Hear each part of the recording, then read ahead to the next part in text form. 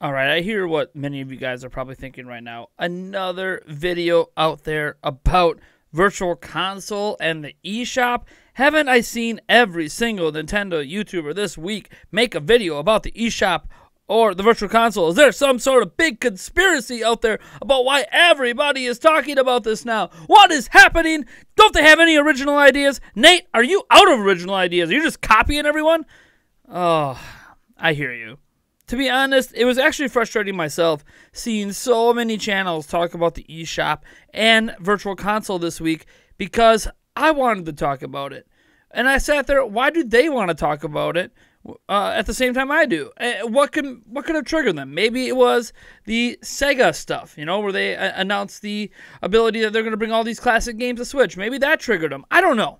I'm not exactly sure what triggered them. I can only explain that I've been working on, or at least researching for this particular video you're listening to right now, for a couple weeks now, because I wanted to make sure I had my points nailed down exactly the way I wanted to.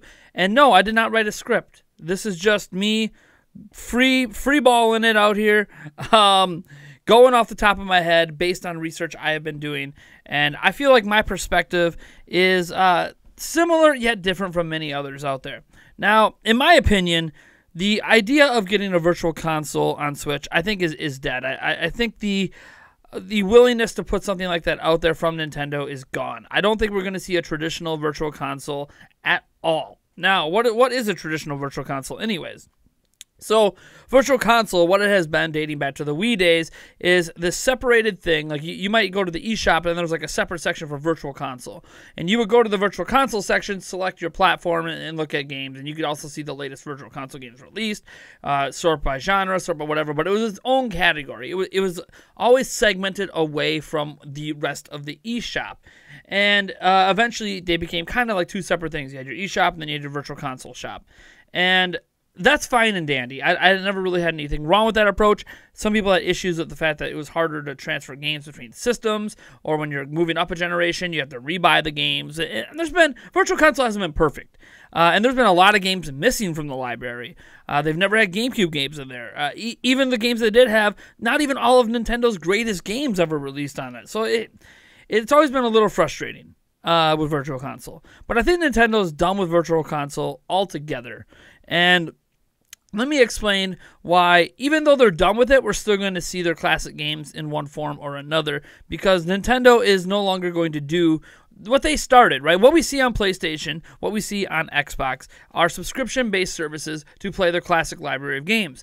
And in doing that, they're kind of stepping forward with a model that advances past what Nintendo was doing with Virtual Console. So while Sony and Microsoft are diving deep into a Virtual Console-like space, Nintendo is being like, hey, we're not going to do it like that. We're not going to create a subscription service. We're not going to keep selling the individual games through a Virtual Console service. We're just going to kind of do whatever the hell we feel like doing. Now let me explain what I view is the structure for Nintendo releasing classic games moving forward. Now, some of the stuff you already know about, the NES Classic Edition, the SNES Classic Edition, I actually think that's all part of the same thinking that Nintendo has for delivering their classic games.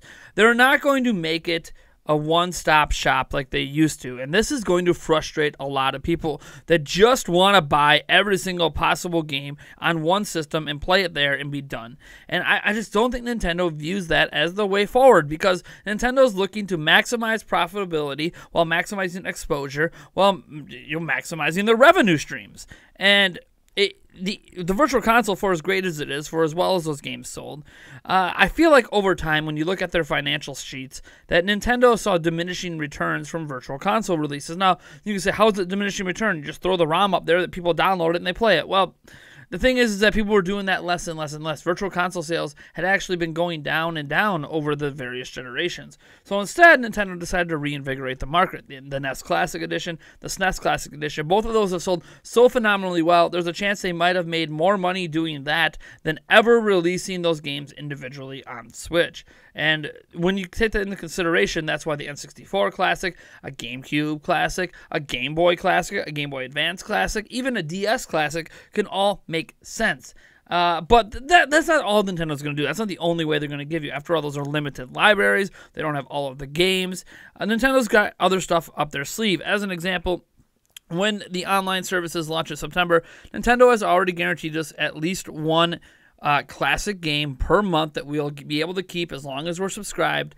And that classic game will involve, online multiplayer or leaderboards and stuff like that. It'll have some changes to it that kind of bring the games up to date with today's world, so they don't feel a little bit out of place compared to indie games that might have been inspired by them. But again, these are just games that are included with the online service. They're not necessarily on the eShop. You can't buy them individually. Now, some games you will be able to buy individually, and some you already can. Arcade Archives, as an example, has done a great job of presenting some of Nintendo's games. Now, I don't agree with the price points on these games, but they're there, right? You could buy the original Mario Bros. From, the arcade days, and Neo Geo games and all that stuff. And now Sega's bringing out some of their games through their own named, Sega Ages platform into the virtual console mix and into the eShop.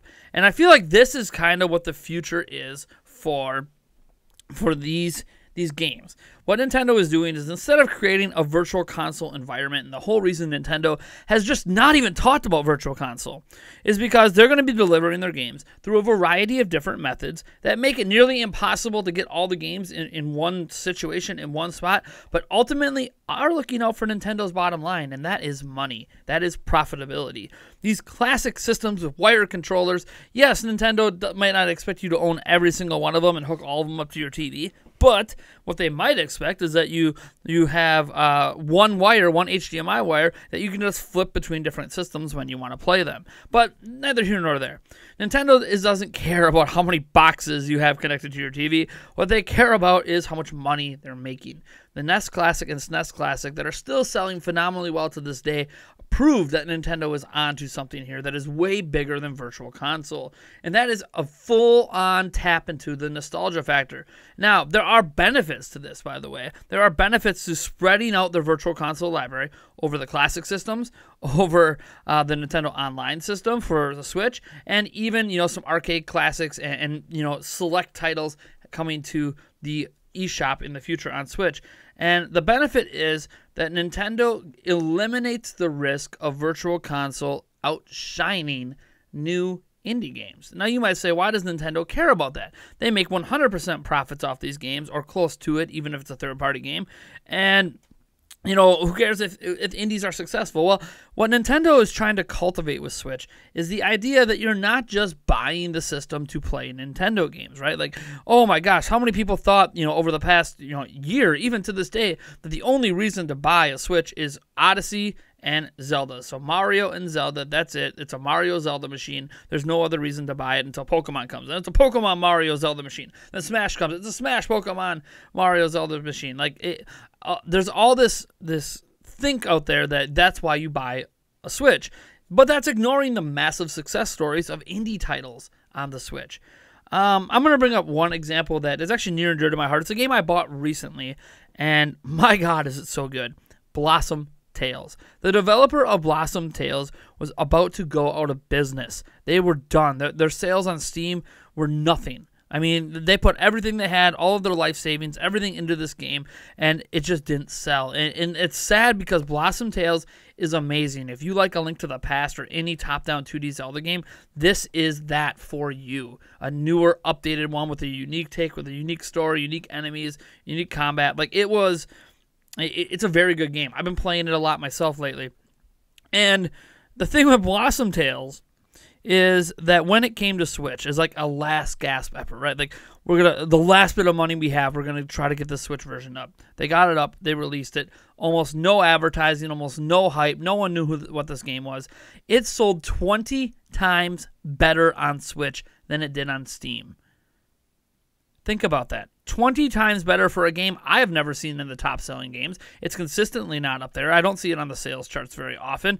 Yet, despite it not being one of the top best-selling games on the platform, it sold 20 times better than Steam and saved that studio. That entire studio can now make another game because of Blossom Tales sales on Switch. And while Nintendo doesn't care about that inherently, right? They're not going to care if an indie studio goes out of business or not. It doesn't affect their bottom line. What they care about is the reputation the Switch garners, because that reputation is going to lead to more and more people trying out and buying new games. And Nintendo does make a royalty fee on all of these sales. So when you hear 20 times better sales than on Steam, that means Nintendo made 20 times more money off of that game than Steam did. Because guess what? Valve gets a cut too of all those sales on Steam, while Nintendo gets a cut of all the sales on the eShop. So by pushing the independent development scene, they are actually pushing forward the idea that you buy Switch to play new games.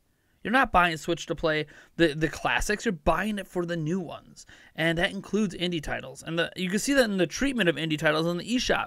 You don't see them listed under the indie tag. You don't see them separated out from AAA games or even separated out from Nintendo games.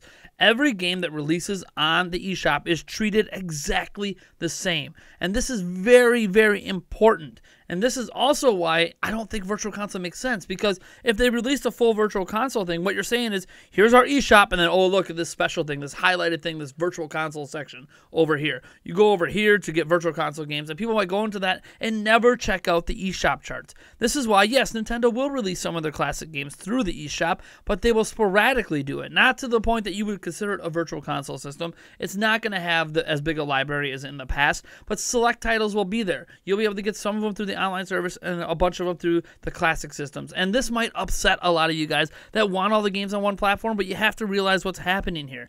Nintendo is trying to cultivate the best of both worlds. I'm not saying they care about independent developers, but they care to the point that independent developers, AAA developers, etc., create the variety that gets rid of the reputation that you just buy Nintendo systems to play Nintendo games. I actually think, regardless of if you like Nintendo games, if you love indie games, you need to own a Switch. They are getting all of the best of them. It is easy to find them because the eShop is not yet overflooded. Some people think it's being overflooded, and I feel like some independent developers are doing a poor job of presenting their games. If you go to the game pages and stuff, sometimes they only have one screenshot or there's no trailers, and it's really hard to get anyone interested who's looking at these fringe games and be like, oh, what is this game about? Oh, here's a quick summary and a single screenshot that tells me nothing. People want to see gameplay. Every indie game should have a trailer. A gameplay trailer at that on the eShop. But I digress. The cream of the crop does still rise to the top on Switch. And while it's not perfect and the eShop needs some work, I feel like Nintendo has actually struck a good balance here that Virtual Console might actually disrupt. And I understand this is going to upset a lot of people that want Virtual Console and want everything on one platform. I actually am one of those people that would love to play every game I ever loved on a single platform. I would love to not have to plug in the Super NES Classic Edition to play Secret of Mana, like the old school SNES version. I would love to just play that locally on my Switch. But at the same time, would I have bought Blossom Tales if Secret of Mana was there? I don't know. Or would I have bought even Golf Story if, say Mario Golf, the old version was on? Would I? I'm not sure. And I think that's kind of the point, is Nintendo doesn't want people looking towards Switch for their classic gaming needs. They're looking towards Switch as a current gen platform getting new games. And this helps that reputation and in turn helps sell more Switches. I don't think Nintendo needs that classic library anymore to sell Switches, but they're still going to give you ways to get that classic library because there's a lot of money to be had. That's why we're seeing the NES Classic, the SNES Classic, probably an N64 and GameCube Classic, and a Game Boy Classic someday, and a DS Classic, and that's why they're going to try to add value to their subscription service by giving us some classic games through that. And that is why select classic games that continue to be evergreen to this day will probably still appear on the platform. I guarantee you at some point we're going to get like Super Mario Bros. 3 through the eShop as instead of an archive, like an NES archive or something like that. Like they might continue that archive thing with that other company. I don't know exactly how they plan to do it, but they're still going to have some of those games come out, but they're never going to be in a position to outshine everything else.